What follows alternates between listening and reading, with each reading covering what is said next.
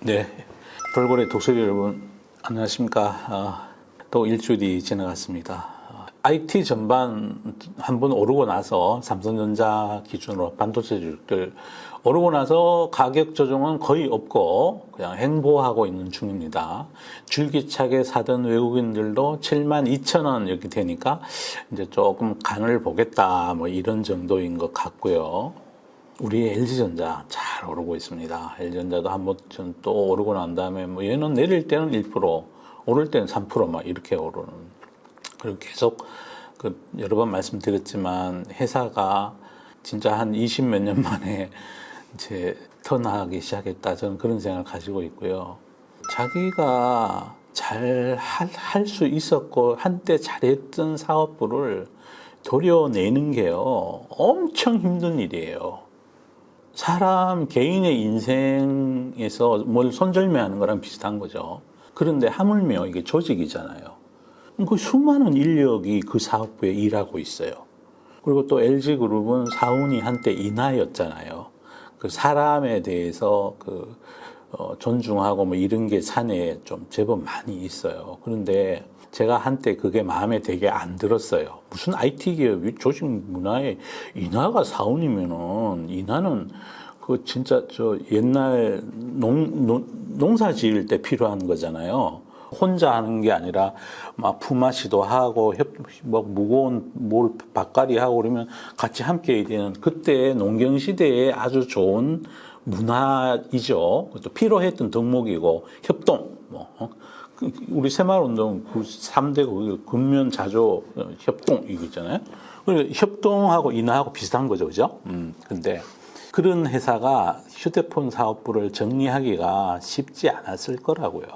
굉장히 힘든 결정을 제사를 깎아먹는 듯한 힘든 결정을 하고 그 상처난 곳에 VS 사업부 그러니까 전장 사업부를 넣기 시작했고 이제 원래 되면 수주잔고가 작년까지 뭐 6조 얼마 뭐 7조 이랬다는데 지금 10조대로 올라가고 있어요. 그리고 지금부터 한 2년 3년 지나고 나면 LG전자의 TV 사업부 굉장히 크거든요. HE 사업부라 그래요. 그거에서 매출하고 이 VS 사업부가 맞물 갖고 또 더구나 이제 규모의 경제가 작동하니까 이제 이익이 나는 거야. 그래서 LG전자의 이익의 변동성을 얘가 줄여줄 갖고 그 전장 시장은 YOY 그로스가 굉장히 큰 시장으로 커 나가고 있더라고요. 뭐 전 세계적으로 뭐 530조 시장으로 막 커지건. 그래서 저는 밸류에이션도 싸고 그래서 제가 이제 우리 독수리 돌고래 여러분들이 좀 이렇게 긍정적 시각으로 봐줘도 된다 싶고요. 그 외에 뭐 나머지는 쏘쏘해요. 쏘쏘하고 그 다음에 LG 이노텍 한번 올랐어요. 올랐는데 얘는 이제 이런 사연이 있어. 애플의 새로운 신제품 있잖아요. 좀 더 따로 자세히 말씀드릴 건데 거기에 대한 기대를 먼저 반영하고 있었던 거죠. 먼저 반영해서 먼저 올랐다가 애플이 막상 신제품을 발표하니까 모멘텀 플레이어들은 이때다 하고 좀 줄인 거고 또 하나는 애플 그 신제품이 시장에서는 그래도 한 내년에 출시해서 생산 목표 이거로 판매 목표겠죠. 한 500만 대 그 정도는 이렇게 아니면 200만 대라도. 그런데 애플이 내년에 이거 한 15만 대 팔게 이렇게 얘기를 해버리니까 15만 대면 세상을 바꿀 만한 그건 아니잖아요. 근데 저는 과연 어차피 애플은 하드웨어 회사가 아니잖아요. 걔들은 설계하고 소프트웨어 회사니까 처음에 팔아보고 잘 팔리면 더 많이 팔지 않을까요? 그리고 LG이노텍에 있어서 내년도에 애플이 출시할 XR 기기에 들어가는 거기에는 카메라가 원래 실적에는 반영이 안 되어 있는데 2분기가 실적이 슬로우하고 3분기, 4분기는 에너지 컨센서스가 2,500억, 3,000 몇백억 이렇게 급증하죠. 그거 원래 또 얘네들은 하반기에 또 계절적으로 많이 증가해요. 그래서 보면 지금 30만 원 초반인데 그렇게 여기서 크게 리스크 있어 보이지 않고 하여튼 그렇습니다. 근데 얘 투자하려면 애플 공부를 더 해야 돼가지고 좀 짜증이 나죠. 자, IT는 그렇게 보시면 될 것 같고요. 안녕하십니까. 담쌤입니다. 예. 제가 그 세상의 변화에 되게 예민한 사람이에요.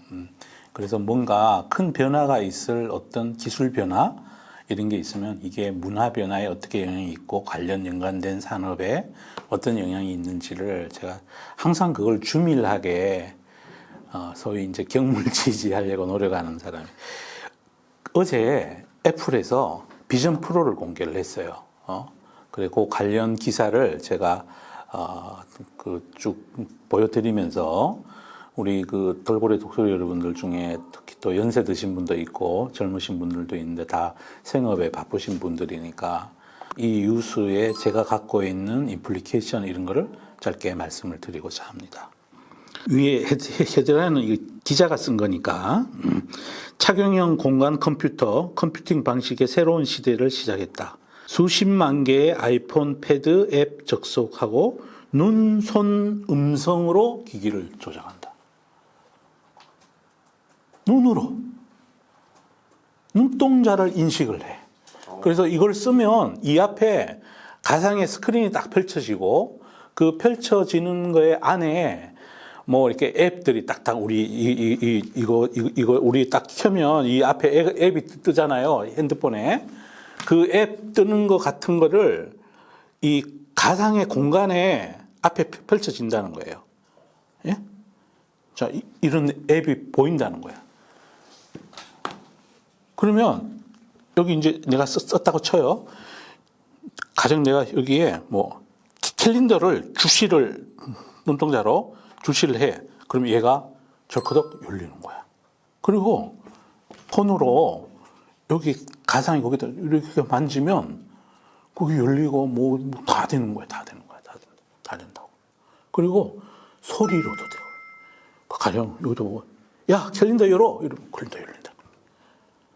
이 기기에는 카메라가 6개가 달려있고 센서가 5개나 달려있대요.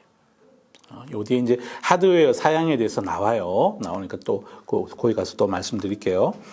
하여튼 저는 이제 내년에 얘들이 15만 대밖에 생산을 안 한다 그러는데 애플은 어차피 하드웨어 회사가 아니라서 지는 공장이 없으니까 그냥 처음에 선주문을 받아보고 야 이거 100만 대 팔릴 것 같다 그러면 100만 대 팔지 않겠습니까? 팔면 이거 영향이 많을 것 같아요. 자, 우선 기억해야 할 게 눈과 손과 음성으로 이걸 움직일 수 있다는 거야. 그러면 두 손이 자유로워지잖아. 우리가 핸드폰을 이거 할 때는 하여튼 두 손을 붙들고 있거나 두 손으로 뭘 해야 되잖아요. 그죠? 아니면 통화할 때는 귀에 대거나 스피커폰을 하거나 버드젯을 이렇게 이어폰을 꽂거나 이래야 되잖아. 근데 그걸 절차가 필요 없다는 거야. 끼고 있으면 다 되는 거야. 끼고 있으면 다.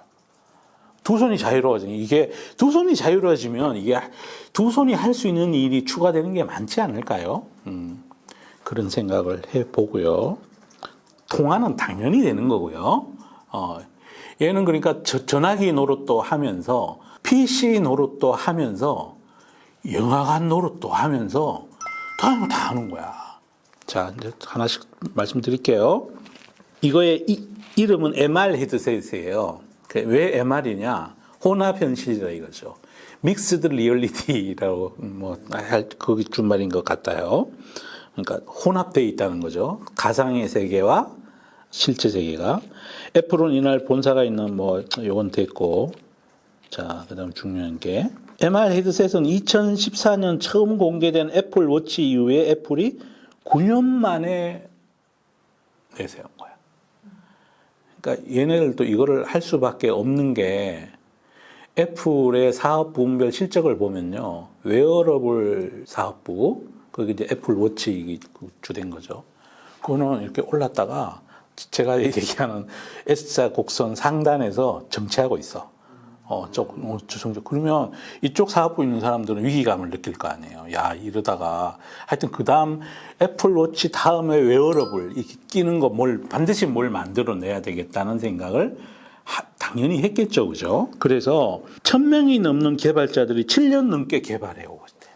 그리고 웨어러블 사업부의 이 추세, 그런 애플이 실적 발표를 하는데요. 그 분별로 이렇게 나온 그거를 공부해 보시면 나와요. MR은 현실 세계에 3차원 가상 물체를 겹친 증강현실을 확장한 개념으로 현실과 가상 사이에 상호작용하도록 하는 기술이다. 애플은 비전 프로를 착용형 공간 컴퓨터라고 지칭했다. 그리고 아이폰 이후에 완전히 새로운 플랫폼의 시작이라고. 저도 동의해요. 이 아이폰이 PC를 들고 다니게 만들었잖아요. 그죠? 물론 여기도 2차 전지가 강력한 됐고, 이제는 들고 다니는 게 아니라 여기는 공간 개념이 없는데 눈으로 보고 다 이게 하드웨어를 보는 거잖아요. 얘는요, 이걸 끼고 보면 그러니까 이 영화를 볼 때도 이제 3D 영화가 이제 다 망했어. 진짜 다 망할 것 같아. 눈앞에 풀 스크린 3D 영화관이 하나 생기는 거예요. 물론 거기에 이제 어떤 컨텐츠가 실릴지 그것도 이제 앞으로 주밀하게 봐야 될 거고. 자, 이제 공간이라는 거죠. 드디어 컴퓨터가 가상의 세상으로 가기 시작한 거예요. 책상에서 손 안으로 갔다가 가상의 공간에 컴퓨터가 기능하기 시작한 거예요. 혁신 아닙니까? 저는 혁신인 것 같아요. 내년부터 시판한다 그러는데, 야, 이거 진짜 장난 아닐 것 같아요. 이러면 우리 인더스트리 전체에도 가만히 이제 지금부터 스터디를 많이 해야 돼요. 그리고 진짜 빨리, 혹시 내가 갖고 있는 포트폴리오에 극장 주식이 있으면 빨리 바르셔야 돼, 진짜. 바르셔야 된다니까, 진짜. 바르셔야 된다고. 그리고 또 플랫폼 회사들도 정말 이제 큰일 나. 잘못하면 큰일 난다고. 그 관련된 것도 말씀을 또 드릴게요. 자, 컴퓨터에서 혹은 아이폰에서 그동안 해왔던 컴퓨팅 기능이 비전 프로를 통해 3차원 공간에서 구현될 수 있다는 것이다. 이게 또 굉장히 중요해요. 지금까지는 이제 기자들이 자기들 생각대로 쓴 거잖아요. 팀쿡 최고 경자가 다운표 안에 말이 중요하다고 제가 뉴스 볼 때 중요하다고 여러 번 말씀드렸잖아요. 증강현실은 디지털 콘텐츠를 실제 세계에 섞이도록 하는 고도의 딥 테크놀로지다. 완전히 새로운 AR 플랫폼이다. 요거 하기 전에 메타가 뭘 또 90불짜리 뭐가 하나 발표한 거 있어요. 그거하고 이거는 전혀 다른 제품인 거예요. 정말. 걔는 그냥 헤드 마운팅 디스플레이인 거고, 이거는 완전히 그냥 컴퓨터인 거예요. 컴퓨터를 쓰고 있는 거예요. 전화기 기능도 하고. 근데 이게 문제가 좀 있어. 그걸 쓰면 엄청 우스꽝스럽게 보일 것 같아. 꼭 뭐 어디 그 공상과학 영화에 나온 우주인 중에 막 눈이 이렇게 이런 거 있었잖아요. 그것처럼 그럴 것 같아. 스키 고글 형태의 비전 프로는 새로운 운영체제 비전 OS에 이용자가 눈과 손과 음성을 통해 기기를 조작하도록 카메라와 센서를 다쳤다. 말씀드렸죠. 자동으로 실행되는 수십만 개의 기존 아이폰 및 아이패드 앱에 접속할 수 있고, 이거랑 똑같다는 거예요. 이걸 똑같다는 거예요. 디지털 콘텐츠와 물리적인 세계를 경계 없이 어우러지게 한다. 여기 계신 분들 혹시 마이크로소프트에서 지금 시험 서비스 하고 있는 코파일럿이라는 앱 써보셨어요? 그거를 쓰면요, 그게 아마 내년부터는 돈을 심하게 연간 사용료를 받는데, 우리 이런 예를 들어 이 유수 파일이 이게 텍스트 파일이잖아요. 이거를 거기다가 마이크로소프트 PPT에 그냥 말만 하면 돼. 야, 이거 PPT 만들어 봐. 이러면 이거 만들어요. AI. 지금까지는 우리가 PPT나 엑셀 작업을 다 사람이 했잖아요. 걔가요, 제가 이런 자료, 만약에 제가 전에 이제 워드 파일로 보내드리면, 여기 스태프분들이 예쁘게 만들어줬잖아요. 걔한테 시키면요, 그냥 지가 알아서 만들어. 뚝딱뚝딱. 그리고 엑셀 파일에 보면 거기 뭐 이렇게 숫자들 들어가고 그럴 거 아니에요. 그죠? 그러면, 야, 저거 그래프로 보여줘봐. 그러면, 뭐 원형 그래프를 그려봐. 그럼 쥐가 알아서 원형 그래프 그려. 뚝딱뚝딱. 사람이 하면 그거 하는데 하루 종일 걸릴 일이잖아요. 그죠? 그 작성하기가 어렵잖아. 그런데 얘한테 시키면 1초 만에 뚝딱 끝. 잠시 엿길로 또 생 거예요. 꼭 한번 사용해 보시라고요. 그 다른 AI보다 마이크로소프트에서 출시하는 그 코파일럿은 엄청 파워풀해요. 근데 걔가 내년부터 정식 서비스 하는데 1년 사용료가 10만 달러야. 10만 달러. 10만 달러여도 엄청 팔릴 것 같아. 사람이 하면 며칠 동안 걸릴 일을 얘는 그냥 즉석에서 해쳐버리니까. 그리고 우리 직업들 중에 뭐 비서 역할 하시는 분이나 문서 작업하고 뭐 워드 프로세스 몇 급 자격증, PPT 몇 급 자격증 이제 다 소용없어 이제. 걔한테 시키면 돼. 그 사람이 하는 데는 이틀을 3일 걸릴 걸 얘는 그냥 거의 그냥 실시간으로 끝내버린다니까요. 텍스트 파일을 스스로 PPT로 그리고 PPT인 상태에서 야 이거 엑셀 차트로 만들어봐 그러면 엑셀로 딱 만들어. 금방 만들어.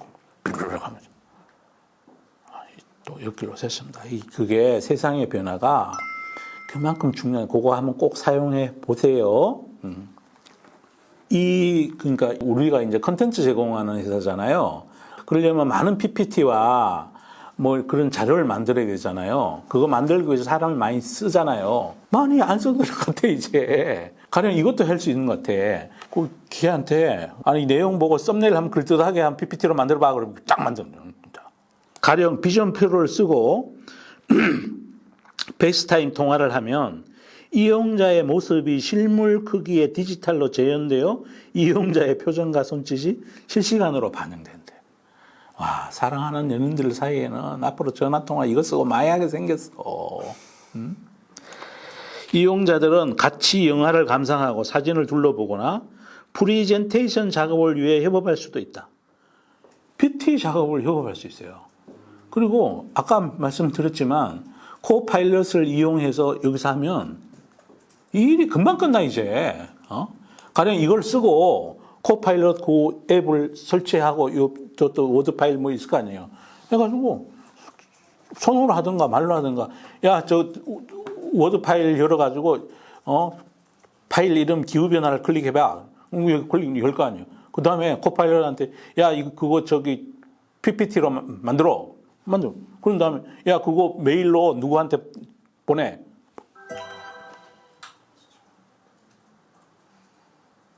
영화를 볼 경우 화면을 100피트 30m야.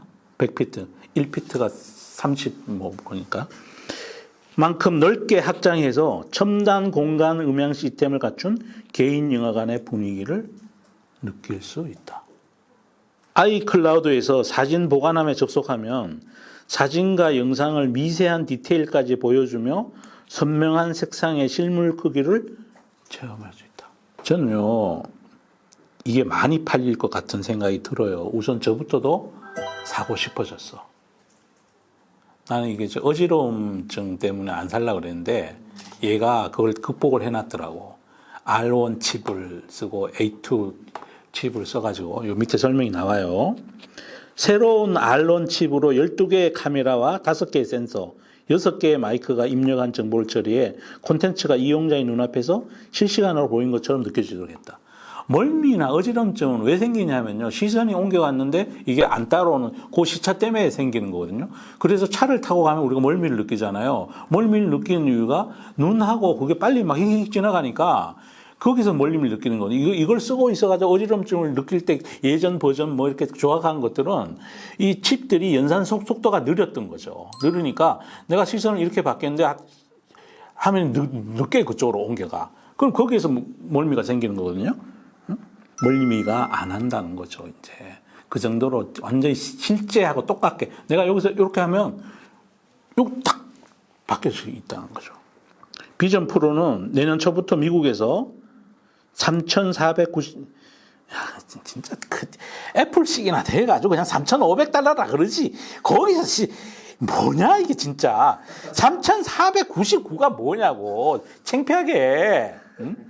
요런 진짜 아이고 그거 3,500 하나 499 하나 저는 그 뒤에 구자 넣는 거 사람 속이려고 하는 것 같아서 저는 절대로 그렇게 안 해요. 몰래도.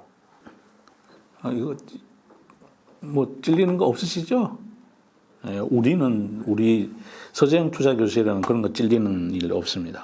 456만 원에 판매되어 이후 다른 나라로 확장될 예정이다. 근데 얘가 이제 하나 문제가 있는 게 여기다 줄을 달아가지고 이런 배터리 팩을 옆에 놓고 있어요. 그리고 이 배터리 팩에서 근데 여기에 이제 칩도 굉장히 그 전력 효율이 애플폰의 최대 강점이 뭐냐면 다른 어떤 회사들 제품보다가 한번 충전하면 오래 간다는 거죠. 그게 오래 가게 하려면 어떻게 해야 되냐면 그 안에 들어가는 반도체가 훨씬 고급 사양을 써야 되는 거죠. 나노가 밑으로 내려가야 되는 거예요. 나노가 내려갈수록 회로 선폭이 줄어들수록 전력 사용량이 줄어드는 거니까. 전력 사용량 조금이 엄청나게 중요한 거예요. 2차 전지의 기능이 더 좋아지든가, 막 가령 구반반에서 더 나가가지고 구반반 X 이번에 에코프로에서 이제 생산 곧 하게 되겠지만 하여튼 그런 식으로 그 에너지 밀도가 높은 배터리가 되고 길어지고 반도체는 점점 더 밑으로 나노가 더 밑으로 가면 갈수록 전력 사용량이 줄어드는 거예요. 근데 얘는 지금 이제 배터리 팩을 하나 사는데 이거 해가지고 선을 연결해 있어요. 좀 우스꽝스럽긴 해요. 이제 그렇게 하면 2시간 간다는 거예요. 2시간. 그러니까 초기 버전이니까 일 것 같고 저는 점점 더 배터리의 성능도 향상이 되고 여기는 LFP 절대로 못 써. 그걸로는 해결 안 돼. 여기는 반드시 9반반 이상을 써야 돼. LFP 한 이따만이 커져 있는데. 그러니까 이제 연결해 쓰는데 어쨌든 혁신적인 제품인 게 분명해요. 분명하고 연간 산업에 많은 영향을 미칠 거예요. 아마 삼성전자도 엄청 긴장하고 있을지 몰라요. 구글도 긴장을 할 거고. 그러면 사람들이 더 많이 애플폰을 쓰겠죠. 애플폰하고 연계되어 있으니까. OS 운영 시스템에도 많은 변화가 있을 거고. 제가 좀 전에 코파일럿 말씀드렸잖아요. 그게 우리 직업에도 많은 영향을 끼칠 거예요. 열심히 저도 상상을 해볼 테니 상상을 하고 있고. 그래서 이걸 가지고 그냥 그러면 LG 이노텍을 사야지. 요거는 아주 초보적인 생각인 거고요. 그거는 진짜 너무나 직선적인 생각인 거고 이것 때문에 망할 비즈니스도 많아요. 일단 우리 혹시 돌고래 독서리 여러분 중에 컴퓨터 학원 하시는 분 계시면 좀 문제가 심각해. 컴퓨터 엑셀 그거는 자동으로 다 해. 그리고 극장이나 이런 거 진짜 힘들어지지 않겠어요? 그리고 또 흥하는 것도 생기겠죠? 여기에 많이 필요한 그 컨텐츠들은 더 늘어나겠죠? K-팝에 무지 좋을 것 같아. 이 기기는 전화기, 그 다음 PC, 카메라, 영화관, 이걸 다 한 대 뭉친 거니까, 그렇게 해서 3,500달러면, 나 같으면 한번 사볼 것 같아. 지금부터 적금 넣어야 돼, 이거 살라고. 좀 몇 달 남았지? 7개월 남았으니까, 한 달에 20만 원씩 아끼려면 내가, 이거를 몇 번도 안 해야 되나. 하여튼 그렇습니다. 이거 진짜 웃을 일이 아니에요. 이것도 앞으로 우리 그 투자 세상에서도 직업 세상에서도 산업의 지형도도 기업의 생사도 이거하고 많이 장기적으로 관련이 될 거예요. 자, 이거 정말 중요합니다. 어쨌든 이 관련해서는 IT를 전문으로 하는 유튜버 분들도 많이 계시잖아요. 저는 IT 전문이 아니에요. 그래서 근데 그분들하고 저의 차이는 저는 그걸 자꾸 연역적으로 상상해서 투자 아이디어를 좀 이렇게 더 많이 도출하려고 노력하는데 이렇게 훈련된 사람이어서 이제 말씀을 드렸습니다. 자. 이거 중요합니다. 지금부터 저도 열심히 더 공부하고 해서 아이디어가 생기는 대로 오늘 드렸던 말씀 말고 어떤 투자 아이디어가 생기면 또 말씀을 드리도록 하겠습니다. 감사합니다. 안녕하십니까. 서재영 투자교실 서재영 담임선생님입니다. 이제 오늘 말씀드릴 거는 요즘 그 핫하죠. 챗 GPT 관련된 AI 관련된 기술에 대한 얘기, 요 AI 관련된 업의 본질을 가지고 말씀을 드리려고 합니다. 참고로 요거는 그 제가 문과 출신이잖아요. 그래서 이걸 잘 알 수가 있는 방법이 없는데 제 수업을 들으시는 분 중에 현직 AI 엔지니어 분이 계세요. 미국에 계시는 분인데 이분이 이제 제가 문제를 출제를 한 거에 답을 주신 거예요. 그래서 이거를 우리 여러 학생분들하고 공유할 필요가 있겠다 싶어서 제가 요거를 강의를 드리려고 합니다. 그분이 이제 그 답을 주신 게 아주 장문인데 그걸 저는 여러 번 읽어보고 곰곰이 생각해보고 그러고 나서 지금 시장에서 플레이되고 있는 소위 테마주라 그러죠. 진짜 아주 그냥 그냥 어닝이 언제 딜리버 될지도 모르는데 막 올라가고 있어서 우리 반 학생들 중에 혹시 그런 투자를 하시는 분들께 요거는 알고 투자하셔야 된다는 그런 의미에서 말씀을 드립니다. AI는 우리 인터넷상에 우리 인간들이 스스로 만들어 놓은 각종 글, 흔적, 뭐 여러분들 댓글 쓰고 그러잖아요. 언론사 기자에도 댓글을 남기고 그 다음에 언론사 기사 자체도 러닝을 하고 우리가 남겨놓은 댓글들도 다 그거를 읽어서 그걸 데이터로 만들어요. 그 흔적들을 만드는데 그럼 인터넷상에 댓글들은 각자 나라의 자기 언어로 남기는 거예요. 그래서 이걸 또 어떤 언어로 된 데이터들이 그 전체 구성비가 얼마냐 해서 통계가 나와 있는 게 있는데 영어가 57%고요. 또 뭐 2등에 대한 것들 독일어도 있을 거고 프랑스어도 있고 뭐 저쪽에 스페인어도 있을 거고 또 중국어도 있을 거고 뭐 많은 언어들이 있겠죠. 근데 우리가 지금 우리나라 한글로 된 흔적이 0.7%가 있답니다. 그리고 중국어로 된 흔적이 데이터의 양이 1.5%가 있대요. 그럼 이제 영어로 된 게 압도적으로 많은 거죠. 그래서 이거는 기본 상식으로 알고 계시면 될 것 같고요. 그러니까 훌륭한 챗 GPT를 만들려면 어떻게 해야 되느냐? 3가지 요소가 있다고 그럽니다. 첫 번째가 데이터의 양이 충분해야 되고 질이 아주 양질이어야 된다는 거죠. 흔적을 긁어와가지고 물으면 답을 하는데 흔적이 데이터가 순 엉터리 데이터면 얘는 생각할 기능이 없는 애니까 오답을 답하기가 딱 맞는 거고 또 하나는 그 데이터의 양이 아무리 양질이라도 그 글을 쓴 사람이 신문 기자이거나 혹은 그 구독자이거나 어쨌든 양이 많아야 거기를 종합해서 뭐 이렇게 생각을 해서 딥러닝을 해서 답을 추출할 수가 있는 거니까. 그래서 제일 중요한 첫 번째가 데이터가 얼마나 많이 있고 그 질이 양질이냐. 가령 제가 저번에 언제 노키아 망한 사례를 제가 말씀을 드렸었는데 노키아의 기존의 제품 소비자들 그리고 또 새로 핸드폰 구매를 원할 만한 사람들에게 다 답을 제출하라고 그랬더니 수많은 데이터가 쌓였는데 아무도 거기에 소프트웨어를 깔아야 된다고 아이폰 이때는 애플폰이 안 나올 때였어요. 아무도 얘기를 하지 않으니까 순 엉터리 데이터가 돼버린 거야. 데이터의 질 자체가 아주 안 좋은 데이터의 질이 돼버린 거고, 미래를 예측할 수 없는 게 돼버리고, 양은 아무리 많아도 그때는 소용이 없는 거고.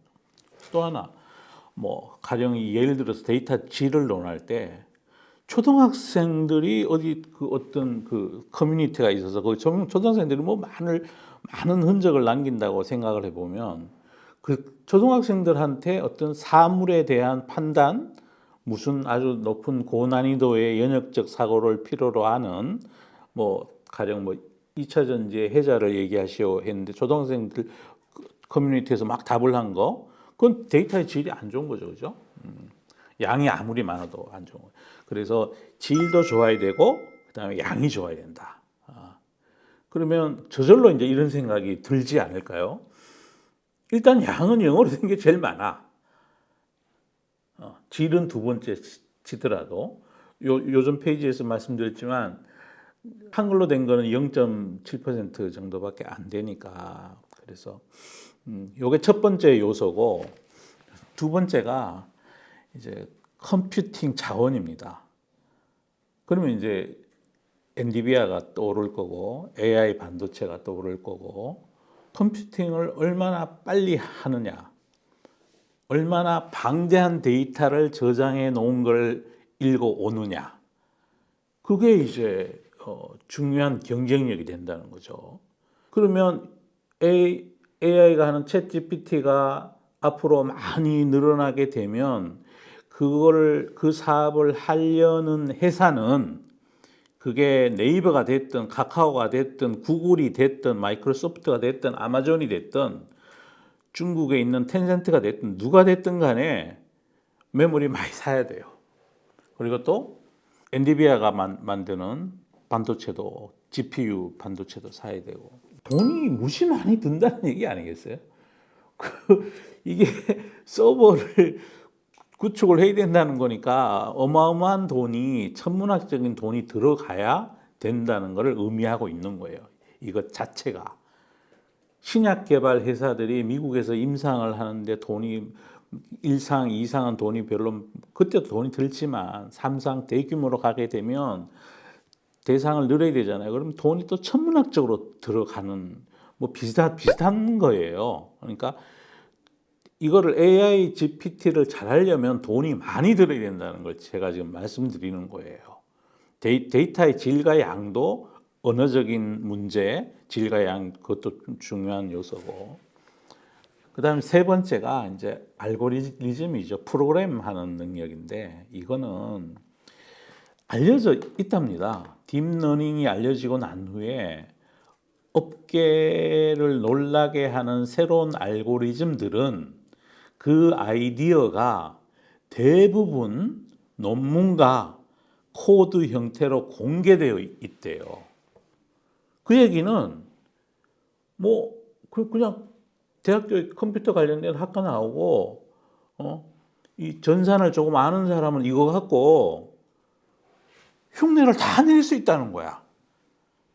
그래서 이거는, 알고리즘은 핵심 경쟁력이 아니라는 거예요. 코딩 웬만큼 하는 고등학생도 이건 할 수 있다는 거야. 정작 중요한 건 데이터의 질과 양하고 컴퓨팅 자원이라는 거야.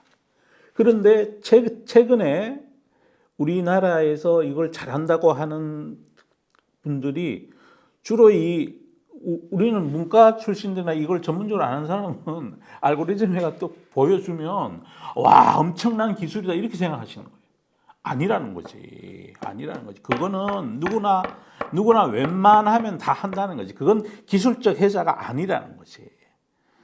이 업의 본질상 가장 하이에 있는 기술적 혜자는 데이터의 양과 질, 그리고 컴퓨팅 자원이라는 거죠. 이게 제일 중요하다는 거죠. 이제 그 AI GPT 하는 회사들에 대해서 여러분들께서 판단하실 때 이 알고리즘 이거 갖고 막 시연을 하고 그럴 거 아닙니까? 그 시연을 하는데 미리 데이터의 양과 그거를 자기 서버에 모범답 비슷한 걸 저장해 놓고 그걸 찾아가서 읽게 만들고 그럼 컴퓨터 자원도 별로 안 필요하게 되고 그래서 딱 보여주면 이거는 진짜 옛날에 뭐 우리 아주 오래전 얘기지만 무슨 폐수를 뭐 간을 통과시키면 맑은 물 나오는 그 진짜 그런 기술이 있다 그래서 증시에서 저 엄청나게 주가 띄웠던 회사가 저 기억이 나는 그런 거랑 하다는 거죠. 모르는 사람은 속기 딱 좋다니까. 요건 제가 좀 전에 설명을 드렸던 것 같아요. 그래서 제일 챗 GPT는 저번에 이제 그 버전 나온 거 그 유료화 되기 전에 나온 게 1750억 개의 변수를 가지고 딥러닝을 시킨 거래요. 그럼 1750억 개면 얼마나 많은 그 데이터의 양이 필요하고 서버가 필요하고 그러겠어요. 그래서 거기에 돈을 그 투자하는 그리고 펀딩을 해가지고 또 계속 마이크로소프트에 돈을 주고 그러잖아요. 그 돈이 그 코딩하는 사람들의 인건비도 들어가겠지만 데이터는 사방에 흩어져 있는 거니까 그거는 거기 돈 투자할 일이 없고 컴퓨팅 자원 사는 데 들어간다는 거죠. AI 반도체를 사오고 GPU를 사오고 GPU 반도체 사오고 거기에 들어간다는 거죠. 그래서 제가 드리고 싶은 핵심 얘기는 뭐 거의 정리를 한 것 같은데 중요한 거는 컴퓨팅 자원이 돈이 엄청 많이 들어가는 그래서 이게 돈이 웬만큼 자금력이 있지 않고는 하기가 어렵다. 그리고 또 하나가 우리는 한글을 쓰는 우리 데이터 흔적을 갖고는 글로벌에 통용되는 정답을 만들기가 어렵다.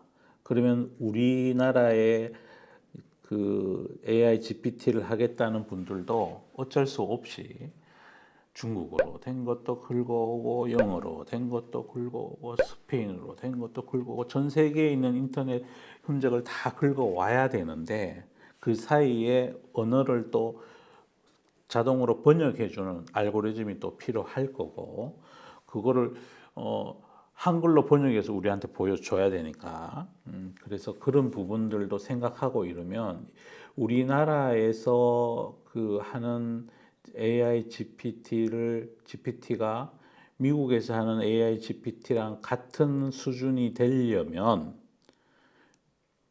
돈이 미국만큼 똑같이 들어야 된다는 거예요. 이거는 팩트 아닐까요? 전 세계의 지식이라는 게 스페인어로 물어도 달하고 지구 간의 거리가 얼마예요? 그러면 몇만 킬로가 나와야 되고 중국어로 물어도 같은 거리가 나와야 되고 그래서 어느 나라의 챗 GPT를 쓰더라도 같은 결과가 나와야 되는데 달하고 지구 사이의 거리에 대해서 중국어로 답한 사람, 스페인어로 답한 사람, 독일어로 답한 사람 우리나라 한국의 네이버나 카카오가 그걸 만들어도 AI GPT를 만들어도 그것까지 읽어와야 된다는 거예요. 그건 미국에 있는 회사도 마찬가지 아니겠어요? 그러면 전 세계적으로 AI GPT는 전 세계 모든 언어로 된 걸 다 긁어와야 된다는 결론에 도달하고 그러면 데이터의 양과 서버도 질도 다 똑같아야 된다는 거죠. 그럼 미국 있는 회사랑 우리나라 회사랑 정확도 면에서 같아지려면 인건비를 제외하고 나머지 부분들은 거의 비슷하지 않겠어요? 양 PD님, 제가 이렇게 얘기하는 게 조금 오버한 건가요? 아닙니다. 충분히 저는 근거가 있는 이유라고 생각합니다. 이론적으로는 그래야 되지 않을까요? 예를 들어 한국인만을 위한 한글어 버전이라 그래서 한국 내에 있는 흔적만 찾아오면 가령 마이클 잭슨이 첫 번째 발표했던 노래가 뭐예요? 라고 물었을 때 우리나라 것만 긁어와서는 안 될 거 아니에요. 그죠? 예? 프랭크 시나트라가 몇 살 때 결혼했어요? 물어보면 우리나라 한글에는 그게 없을 가능성이 많지 않을까요? 네. 미국이나 이런 나라에는 있지 않겠어요? 그리고 뭐 영국의 처칠 수상이 몇 살에 돌아가셨어요? 이렇게 물었다 그럴 때 한글에 그 흔적이 있을까요? 저는 없을 가능성도 있다고 생각해요. 제가 이제 유명인들만 떠올라서 그렇게 얘기한 거지. 사실상 더 많은 케이스가 많이 있을 거고. 그래서 저는 이런 생각을 해요. 한국에서 챗 GPT를 하나, 미국에서 챗 GPT를 하나, 중국에서 하나, 돈은 똑같이 든다는 생각이 듭니다. 결론적으로. 이 업의 본질로 접근하게 되면. 그러면 최근에 AI GPT의 그 테마를 등에 업고 많은 우리 기업들 주가가, 작은 기업들 주가가 올랐잖아요.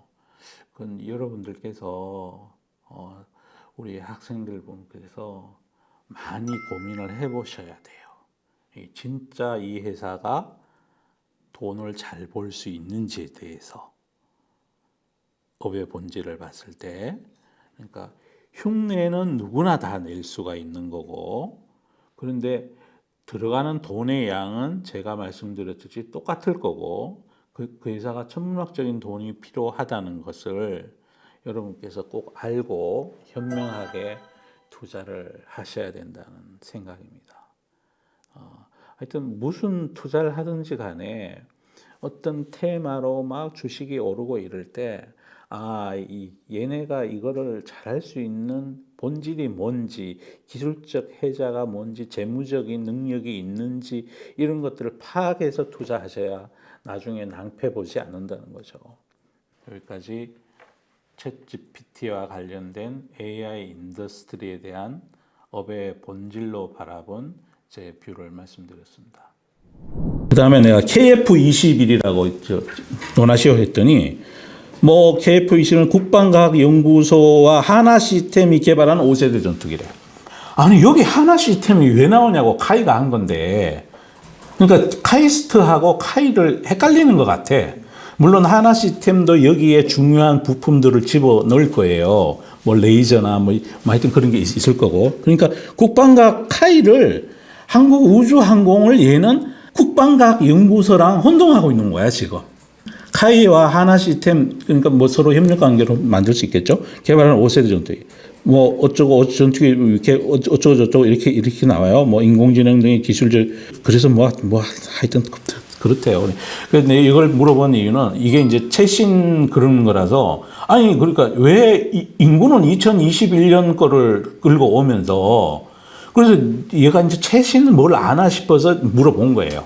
물어봤더니 이렇게 대답을 하는 거예요. 그 KF21은 아는데 올해 현재나 작년 현재 인구는 몰라. 그게 무슨 의미일까요? 왜 모를까요? 합계하는 기능이 별로 없는 것 같아. 대한민국 인구는 그래도 2021년 몇 명이라고, 하여튼 부정한 게 많다는 거죠. 그래서 제가 당뇨가 좀 있단 말이에요. 그래서 이제 헬스케어를 질문을 하기 시작했어. 야, 너 당뇨에 좋은 식단 좀 찾아줘봐. 이렇게.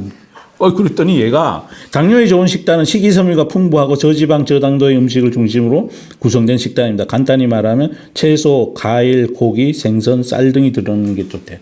얘가 현미를 몰라. 현미를 몰라. 그리고 보리쌀을 모르는 것 같아. 이게 당뇨가 있으면 혈당을 떨어뜨리려면 절대로 의사들이 못 먹게 하는 게 흰 쌀밥 못 먹게 해요. 근데 얘는 쌀밥 먹으래. 근데 요 뒤에 이제 또 얘기를 해요. 채소, 뭐 시금치, 당근, 브로콜리, 토마토 이건 다 맞는 것 같고, 당뇨 환자는 초록색, 노란색, 빨간색 등 다양한 색상의 채소를 섭취하라 그래. 제가 한의학도 좀 배웠는데요. 노란색은 우리 한의학에서 위하고 같은 거고요. 빨간색은 심장이고요.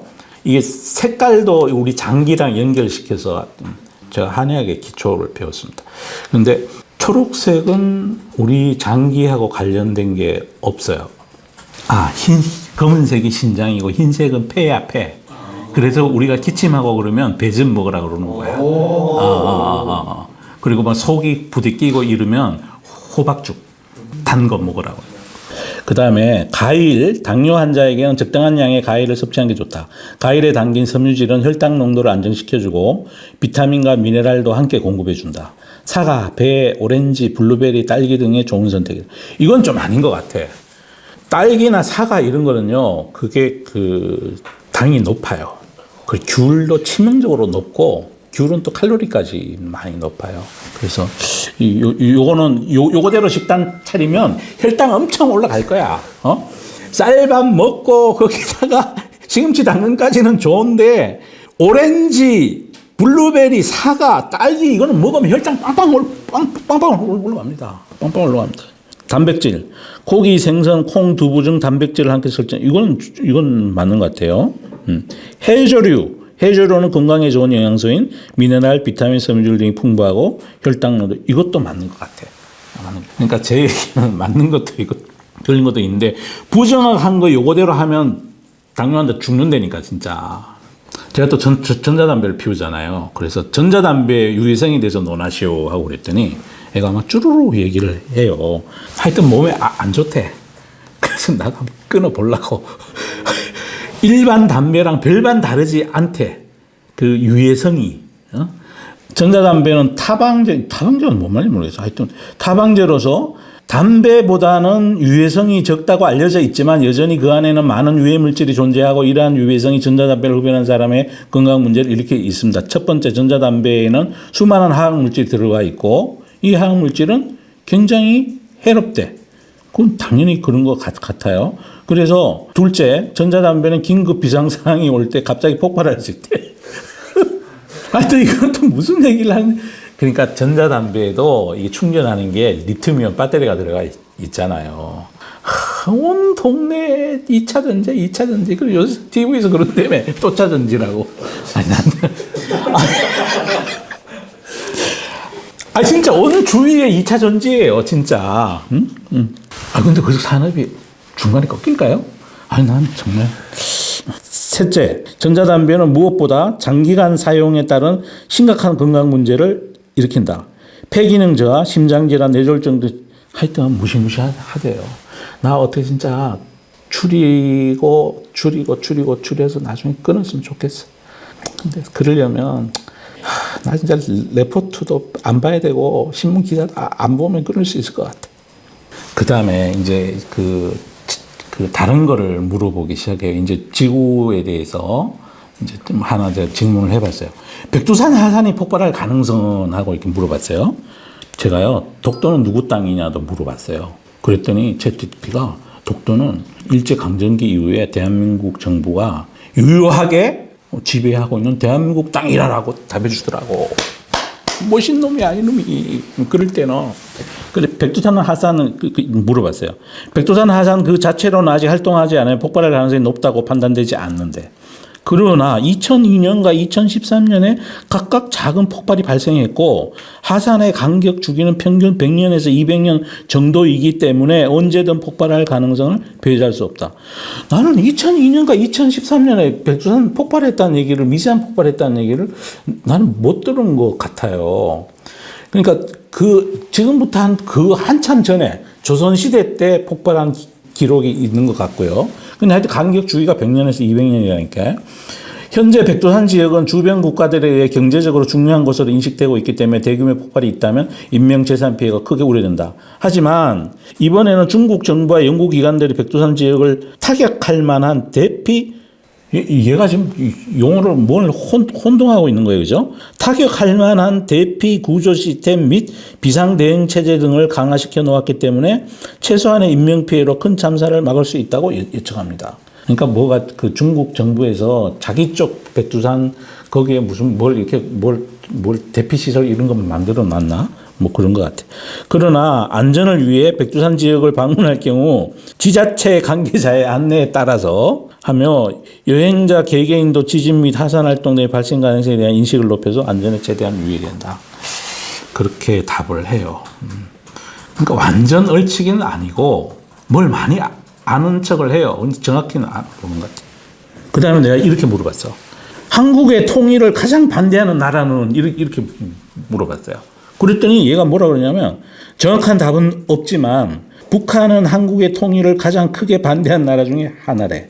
북한은 분단 이후 70년 동안 남한을 적대시하고 있고 한반도 전체를 통일하고자 하는 남한의 노력과 한미 동맹을 반대하고 있습니다. 북한은 국가 권력인 조선노동당은 국제사회에서 인정하는 대화와 합의와 어쩌고저쩌고 남한의 인구 대비 어쩌고저쩌고 한반도 통일을 뭐 하여튼 그런 얘기를 해요. 그 다음에 중국의 대만 침공 가능성은 이게 또 요즘 하도잖아요. 그래서 내가 물어봤어요. 물어봤더니 중국이 대만을 공격할 가능성은 항상 존재하지만 현재로서는 높지 않습니다. 중국이 대만을 공격하면 국제적인 비난과 대규모 경제 제재를 받을 가능성이 높기 때문입니다. 또한 현재 대만은 전통적으로 미국과 동맹관계를 유지하고 있어 중국이 대만을 공격하는 것은 미국의 개입을 유발할 가능성도 있습니다. 라고 대답을 해요. 최근에 이거 여러분 가만히 뭘 알 수 있냐면 최근에 많이 저널에 보도되고 그런 것들은 얘가 제법 정확하게 얘기를 해요. 오래된 거는 잘 몰라. 그리고 뭐 이렇게 잘못된 데이터들을 막 던져주기도 해요. 그 다음에 성경을 아는지 내가 궁금해가지고 마태복음 11장 28절부터 30절까지를 보여줘 이랬어요. 했더니 모든 피곤하고 무거운 짐진 사람들이 성경에는 짐진 자들이 이렇게 나와요. 내게로 와서 쉬라. 내가 너희에게 안식을 주리니 너희 영혼이 쉴만을 찾으리라. 내 멍에를 메고 내게 배우라. 내가 겸손하고 마음이 뭐 어쩌고저쩌고 이렇게 나와요. 이게 내 마음속에 많이 이제 그 좌우명처럼 가지고 있는 말이에요. 그 다음에 이제 성경을 물어봤으니 동양철학을 또 물어봐야 되잖아. 노자의 지족부력이 무슨 말이지? 하고 물어봤어요. 했더니 노자의 지족부력은 한문도 이렇게 적어. 한문도 적어. 지족부력. 만족한 마음으로 겸손하게 살아가면 스스로를 이 군이 아니고 궁핍하다는 그 궁하지 않고라고 해야 되게 맞는 거고 다른 사람으로부터 굴욕을 받지 않는다는 뜻이다. 즉 현재의 상황과 가진 것에 만족하며 불필요한 욕망을 줄이면 삶의 질이 더욱 좋아진다. 제가 저번에 행복 강의하면서 말씀드렸잖아요. 행복을 키우는 방법이 욕망을 줄이는 것도 좋은 방법이라고. 그래도 모자라는 건 사랑 한 스푼 이렇게 놓으면 훨씬 행복해진다고 제가 말씀드렸잖아요. 성경은 이제 얘가 영어로 된 거를 긁어와서 하니까 우리 한글판 성경하고는 다른 얘기를 하고 있는 거예요, 지금. 그 다음에 내가 또 서양 철학을 물어봐야 되지 않아요. 지금 성경 물어봤고 동양 물어봤으니 이제 해겔의 변증법에 대해서 논하시오라고 물어봤더니 거의 정확하게 답변을 해요. 자, 변증법의 기본 개념은 상호 대립하는 주장들이 서로 충돌하고 조화되는 과정을 거치면 진리를 이루어간다는 것이다. 즉, 변증법은 상호 대립하는 두 개의 개념, 미덕과 악덕, 죽음과 생명, 여당과 야당, 뭐 이런 거죠. 미국과 중국, 뭐 이 결합하여 새로운 개념을 형성하고 이를 다시 다른 개념과 대립시켜 진리를 추구해가는 방법이다. 그래서 서로 왔다 갔다 한다는 거죠. 정반합 과정을 거쳐서 한 번 여당 갔다가 한 번 야당 갔다가 뭐 그러면서 진보해 나간다 이런 얘기예요. 저는 말씀드렸지만 저는 투자민주화당입니다. 정치적인 아무런 의도가 없습니다. 대한민국은 엄청 사랑합니다, 제가. 그렇게 하면 개념은 항상 활발하게 움직이며 그 변화의 결과로 진보를 이루어 나갑니다. 이런 모습은 다이어일렉티컬한 이거 또 뭔 말이야, 이게 도대체가. 이게 영어를 한글로 번역하다 보니까 이런 문제가 생긴 거야. 응? 따라서 해겔의 변증법은 논리적이면서 역설적인 방법으로 진리를 규명하고 실제 세계와의 상호 연관성을 추구하는 방법입니다. 이러한 접근 방식은 단순히 하해나 조정 방법 어쩌고저쩌고 이렇게 나와요. 제법 정확하게 그러니까 이걸 만약에 영어로 답변을 했으면 거의 퍼펙트하게 하는 거예요. 해겔의 변증법에 대한 거는 많은 논문이나 초록들이 있단 말이에요. 그걸 얘가 읽어온 거고 이거는 또 이미 이렇게 요약된 글들이 많이 있을 거야. 그죠? 그러니까 요거는 짜집기 할 필요도 없이 그냥 그걸 하나 훔쳐 가서 베껴줄 수도 있어. 제 생각이 그렇다는 거예요. 그 다음에, 그럼 또, 내가 이순신 장군을 또, 지금, 싸울 때마다 계속 이기죠. 28전 28승이신가? 뭐 하여튼. 이순신 장군에 대해서 논하시오. 했더니. 이순신 장군 조선시대 장군이며 조선 중기에 일어난 임진왜란에서 일본과 맞서 싸웠습니다. 조선의 약해진 군대와 이건 또 뭐야? 쇠약한 일본 해군과의 대전에서 이순신 장군은 기존의 전투 방식에서 벗어나 혁신적인 전략과 기술을 도입해서 승리를 거머쥐었다. 근데 요 밑에 내려가다 보면요. 얘가 말도 안 되는 얘기를 해요. 지금 가만히 봐보세요. 이순신 장군은 대종군 때, 대종군이 뭐예요? 나 진짜 모르겠네. 백의종군. 아, 백의종군을 얘가 대종군이라고 그러는 거구나. 대종군 때 군사와 물리학 지식 등 교양이 탁월하여, 아니, 나도 이게 뭔 말이야? 천인국사라는 별칭으로 불렸대. 혹시 맞습니까? 이거, 나는 한 번도 이런 얘기를 들어본 적이 없거든? 그거 한번 검색해 보세요. 천인국사라고. 그 네이버에 한번 검색하면 나오지 해보시죠. 않습니다. 안 나오죠? 아니, 지금 무슨 소리 하는지 모르겠다니까, 얘가. 이후 임진왜란 때 전략적인 거짓 정보를 던져 일본의 불안정한 지휘 체제를 방해해서 승리로 이끌. 아, 이게 뭔 말이야, 이게? 또한 이순신 장군은 무서운 전장 위에서도 자기 분만 잡고?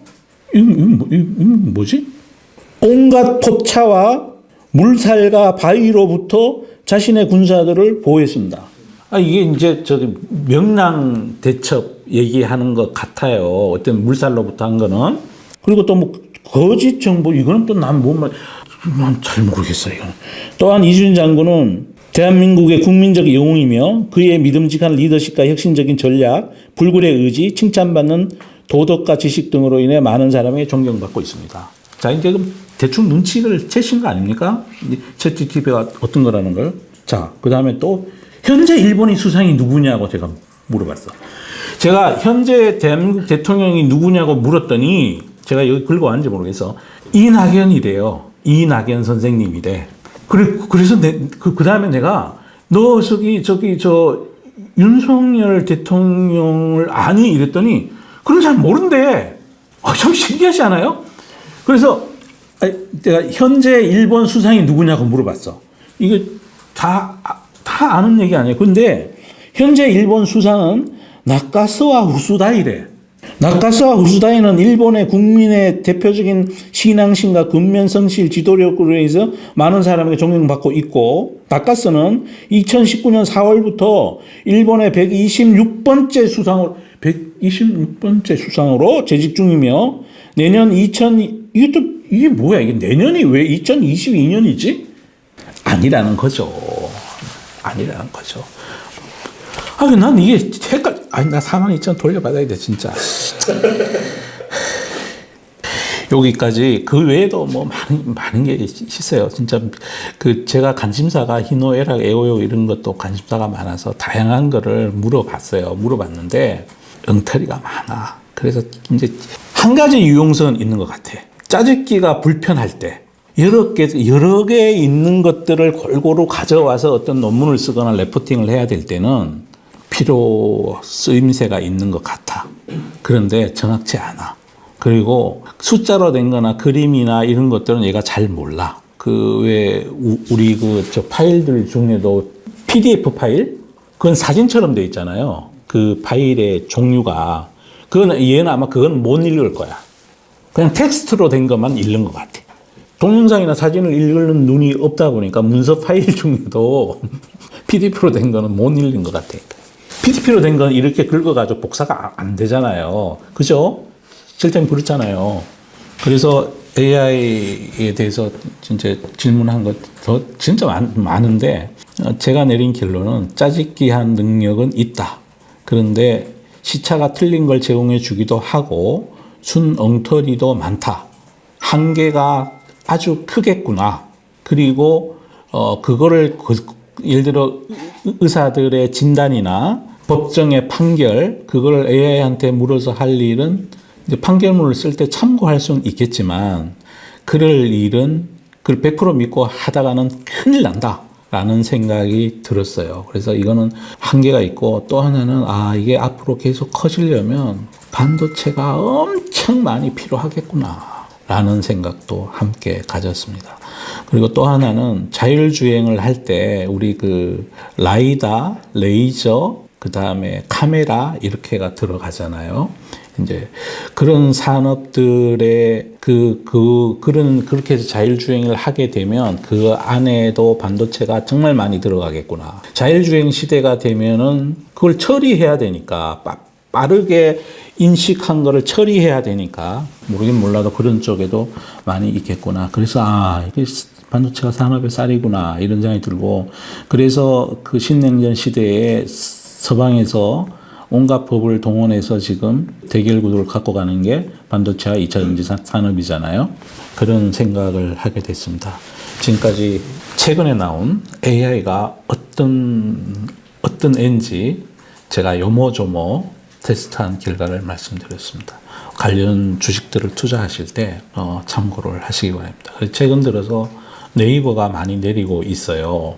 그건 진짜 현존하는 위험이에요. 네이버의 검색 기능이, 네이버는 그냥 거기 있는 걸 다 해서 주니까 짜집기 할 능력은 네이버 스스로가 안 가지고 있단 말이죠. 그러니까 이 AI 챗 GPT의 기능은 짜집기 하는 능력만큼은 인정해 줘야 될 것 같고, 그 대신에 나온 거는 체크해 봐야 된다. 이상 AI 관계 마치겠습니다.